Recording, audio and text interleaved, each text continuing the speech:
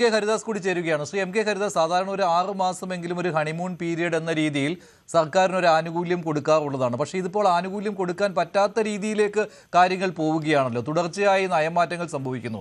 എന്താണോ പ്രതിപക്ഷത്തിരുന്നപ്പോൾ പറഞ്ഞത് അതിന് ഘടകവിരുദ്ധമായ കാര്യങ്ങൾ സംഭവിച്ചുകൊണ്ടിരിക്കുന്നു. PM ശ്രീയിലും ധാതു സമ്പത്തിന്റെ കാര്യത്തിലും അതുപോലെ ഇപ്പോൾ മദ്യനയത്തിന്റെ കാര്യത്തിലും അത് തന്നെ വന്നുകൊണ്ടിരിക്കുകയാണ്. ഇത് തിരുത്തേണ്ടി വരില്ലേ സംസ്ഥാന സർക്കാർ? ഈ തുടക്കം നന്നായാല് ഒടുക്കം നന്നാവുള്ളൂ എന്നുള്ളൊരു ചൊല്ലുണ്ട്.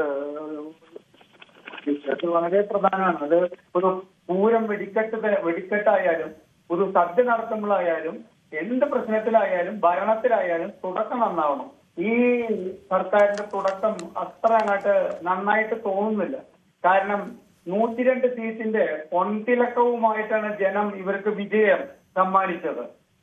ഭയങ്കര എക്കോ മഞ്ജുട്ടെ, ഞാൻ പറയുന്നതൊക്കെ തിരിച്ചു കേൾക്കുന്നു, പറയാൻ പറ്റുന്നില്ല. പരിഹരിക്കാം. അപ്പോ 102 സീറ്റിന്റെ പൊൻതിളക്കവുമായിട്ട് ഒരു ഭരണം ഏൽപ്പിച്ച ജനങ്ങൾക്ക് അതിൻ്റെതായ പ്രഭ ചൊരിയുന്ന ഒരു ഭരണം ഈ ചെറിയ സമയത്താണെങ്കിലും കാഴ്ചവെച്ചോ എന്ന് ചോദിച്ചാൽ ഇല്ലെന്ന് തന്നെ പറയേണ്ടി വരും. അതിന്റെ ഏറ്റവും പ്രത്യക്ഷത്തിലുള്ള 2 കാര്യങ്ങളാണ്. ഒന്ന്, ക്രിമിനലുകൾക്ക് വേണ്ടി ഹാജരായത്, അതായത് പ്രതികൾക്ക് വേണ്ടി ഹാജരായ വക്കീലിനെ പിടിച്ചിട്ട് പ്രോസിക്യൂട്ടർ ആക്കാനുള്ള ശ്രമവും അളിയനെ പിടിച്ചിട്ട് പേഴ്സണൽ സ്റ്റാഫ് നിയമിച്ചതൊക്കെ ജനങ്ങൾക്ക് അങ്ങേയറ്റം അസ്വാരസ്യം മനസ്സിലുണ്ടായിട്ടുണ്ട്. കൂട്ടുത്തരവാദിത്വം നഷ്ടപ്പെട്ട ഒരു മന്ത്രിസഭയാണ് കേരളത്തിൽ ഭരിക്കുന്നത് എന്ന് 1 മാസം കൊണ്ട് ജനങ്ങളെ കൊണ്ട് പറയത്തക്ക തോതിലുള്ള കാര്യങ്ങളാണ് നിലവിൽ ഈ സർക്കാർ ചെയ്തിരിക്കുന്നത് എന്ന കാര്യത്തിൽ യാതൊരു സംശയവുമില്ല. കുറച്ചും കൂടി നല്ല തുടക്കവും കുറച്ചും കൂടി നല്ല ഭരണശൈലിയും ഈ സർക്കാരിൽ നിന്ന് ജനങ്ങൾ പ്രതീക്ഷിച്ചിരുന്നു. കാരണം 10 കൊല്ലത്തെ ഭരണം നഷ്ടപ്പെട്ട വേദനയിൽ നിന്നും നമ്മുടെ രമേശ് ചെന്നിത്തലയായാലും VD സതീശനായാലും സൃഷ്ടിച്ചെടുത്ത ഒരു അവബോധമുണ്ട് ജനങ്ങൾക്ക്.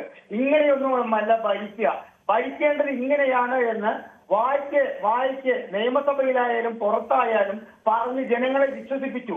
ഞങ്ങൾക്ക് അധികാരം കിട്ടിക്കഴിഞ്ഞാൽ ഞങ്ങൾ ഭരിക്കാൻ പോകുന്നത് ഇങ്ങനെയാണ്. ഇപ്പോ PM3 പദ്ധതി കേരളത്തിൽ നടപ്പാക്കി കഴിഞ്ഞാൽ, ഞങ്ങൾക്ക് അധികാരം കിട്ടിക്കഴിഞ്ഞാൽ ഈ പദ്ധതിയുമായി എത്ര മുൻപോട്ട് പോയാലും ഞങ്ങൾ അധികാരം കിട്ടിക്കഴിഞ്ഞാൽ അതിന്റെ സകല രേഖകളും സകല കരാറുകളും കീറി അറബിക്കടലിൽ എറിയുമെന്ന് പറഞ്ഞവർക്ക് ഒരു മടിയുമില്ലാതെ അതിനു വേണ്ടിയിട്ട് ഒരു കമ്മിറ്റി ഉണ്ടാക്കാൻ തയ്യാറായി എന്ന് പറയുമ്പോൾ തന്നെ നിലപാടുകളിൽ നിന്നും VD സതീശനും അദ്ദേഹത്തിന്റെ മന്ത്രിസഭയും പിന്നോട്ട് പോകുന്ന അവസ്ഥയാണ്. ഇനി ഞാനൊരു ചെറിയ ഉദാഹരണം പറയാം. ഇവിടെ ഈ മന്ത്രിസഭ അധികാരമേൽക്കാൻ വേണ്ടിയിട്ട് ആദ്യത്തെ 2 ആഴ്ച നടത്തിയിട്ടുള്ള നാടകം, തെരുവ് യുദ്ധം, ഇതൊക്കെ നമ്മൾ കണ്ടിട്ടുള്ളതാണ്. ആ സമയത്ത് കേട്ട ഒരു വാചകം എന്നെ അങ്ങേയറ്റം അത്ഭുതസ്തംഭനാക്കി മഞ്ജുഷ. എന്താണെന്നറിയോ? അതിൽ പ്രധാനമായിട്ട് VS അച്യുതാനന്ദന് ഭരണപരിഷ്കരണ കമ്മീഷൻ എന്നൊരു പ്രസ്ഥാനം ഉണ്ടാക്കിയിട്ട് അതിന്റെ തലപ്പത്തിരുത്തിയതിന് അങ്ങേയറ്റം അതിന്റെ ചർച്ചകളിലും അല്ലാത്ത സമയത്തും വിമർശിച്ചവരാണ് ഇവിടുത്തെ UDFകാര്. ഇപ്പോ അധികാരം കിട്ടി സ്ഥാനമാനങ്ങൾ എന്ത് ചെയ്യണമെന്ന് ആലോചിച്ചപ്പോൾ പ്രധാനമായി മുൻപോട്ട് വെച്ചൊരു സംഗതി എന്താണ്?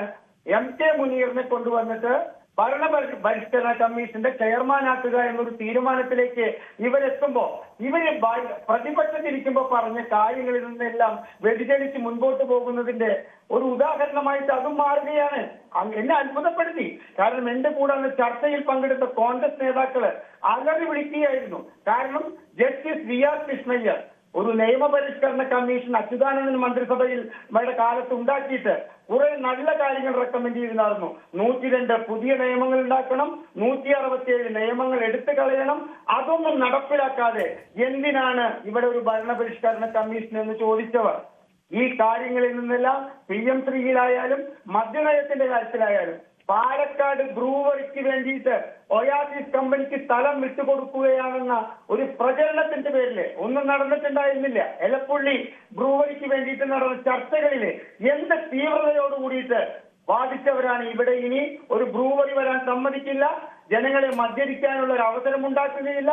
ഇവിടെ ശ്രീജിത്ത് പണിക്കർ പറഞ്ഞതുപോലെ തന്നെ ഒരു ഭാഗത്ത് തൂഫാൻ എന്ന് പറയുന്ന ഒരു ഓപ്പറേഷൻ നടത്തുമ്പോ മറുഭാഗത്ത് കള്ളു കുടിച്ചിട്ട് ജനങ്ങൾ നഷ്ടപ്പെട്ട എന്ന നിലപാടിലാണോ ഈ മദ്യത്തിന്റെ വീര്യം കുറഞ്ഞ മദ്യം എന്ന് പറയുമ്പോൾ ഒരു കാര്യം ആലോചിക്കണം. അതിന്റെ വില സ്വാഭാവികമായിട്ട് കുറയുകയാണ്.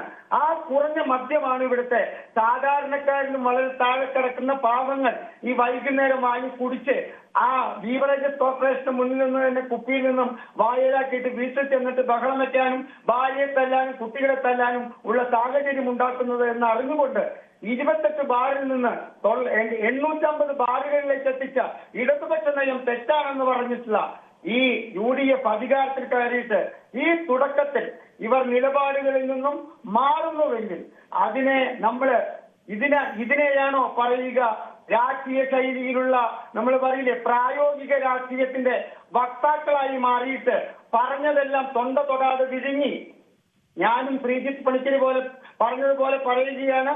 ഒന്നുകിൽ VD സതീശൻ പറയണം ഞങ്ങൾക്ക് തെറ്റുപറ്റി, ഞങ്ങൾ ജനങ്ങളോടും ഇടതുപക്ഷത്തോടും തെറ്റേറ്റു പറയുന്നു, ചെറിയ കാലഘട്ടത്തിലാണെങ്കിലും ഞങ്ങൾ എടുക്കാൻ പോകുന്നു എന്ന് പറയുന്ന ചില തീരുമാനങ്ങൾ എടുക്കാതെ കേരളം മുൻപോട്ട് കൊണ്ടുപോകാൻ സാധിക്കാത്ത സാഹചര്യമാണ് ഉള്ളതെന്ന്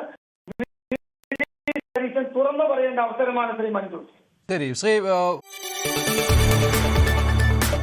കൂടുതൽ വാർത്തകൾക്ക് news 18 Keralam YouTube channel subscribe ചെയ്യുക.